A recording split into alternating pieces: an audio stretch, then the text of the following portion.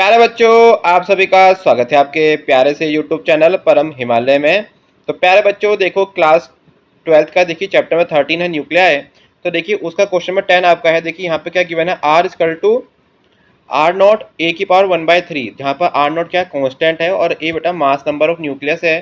तो हमको शो करना है so that the nuclear matter densities is nearly constant.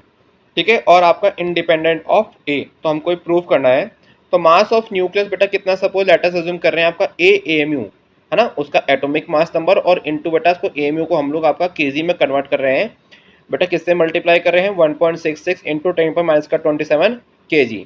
ठीक है, तो वॉल्यूम ऑफ केजी अगर हम आपका न्यूक्लियस को स्पेरिकल मान रहे हैं तो इसका वॉल्यूम कितना होगा, 4/3 पाई आर क्यूब है ना। तो 4/3 बेटा उसकी रेडियस की बेटा वैल्यू कितनी, देखिए यहाँ पर गिवन आपकी है R equal to R naught A 1/3। तो हमने उसको पुट कर दिया यहाँ पर। तो उसको सॉल्व करने के बाद देखिए प्यारा बच्चों आपका ये आ रहा है ना।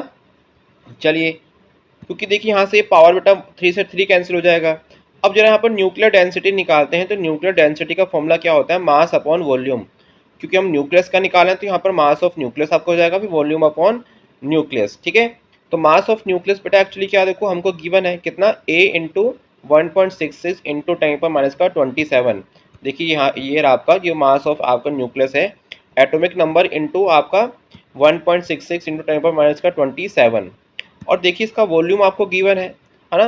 तो उसको जरा जो हम इसे अरेंज करते हैं इस पूरी इक्वेशन को, तो देखो उसका कंक्लूजन आपका ये निकल रहा है, rho is equal to 3 into 1.66 into 10⁻⁻27 4 pi R naught cube. तो इट मीन्स आप इस फॉर्मूले में देख पा रहे जो डेंसिटी आपका है ना, जो आपका डेंसिटी देखिए कहीं पर भी इसमें आपको ए दिखाई दे रहा है, इस फॉर्मूले में आपको नहीं दिखाई दे रहा है। ठीक है, तो it means nuclear matter density बेटे क्या आपकी इंडिपेंडेंट है ना ऑफ ए, इंडिपेंडेंट ऑफ ए है आपकी। ठीक है, इट मीन्स तो ये बेटा कैसी आपकी है, कांस्टेंट। देखिए यहाँ पर ये सारी की सारी वैल्यू तो क्या देखो आपकी कांस्टेंट है ना। आपका 3 भी कांस्टेंट है, 1.66 भी कांस्टेंट है, आपकी आर नोट भी कांस्टेंट है ना। तो इसका जो आंसर निकलेगा वो आपका कांस्टेंट निकलेगा और आपका इंडिपेंडेंट ऑफ ए।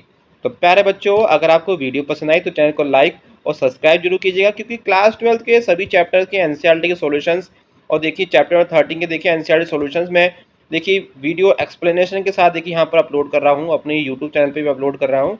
और आप हमारी वेबसाइट www.parimal.com पे जाकर इसको नोट डाउन कर सकते हैं। तो प्यारे बच्चों, खुश रहिए, मस्त रहिए, फिर इसको एंजॉय कीजिए and subscribe my channel. Thank you for watching.